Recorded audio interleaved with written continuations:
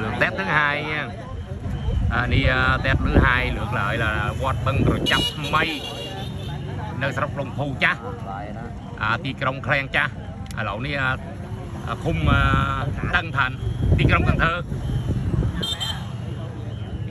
Lượt test thứ hai này nói chung là quạt tôi mua chùm nọn toàn hộp bài để cho test hay là hộp bài với bạn cho tiếp thì ông thử mà dòng bia xanh thì test một vòng hai vòng rồi lên ăn cơm nha, thì cầu thủ chưa ăn cơm nha. Ở đây là bơi nước ra, nước này nước chết nha, nước không có chảy nha, mà tốc độ ghe đi rất là lẹ nha. Đây là ghe ngon bưng chấp mây.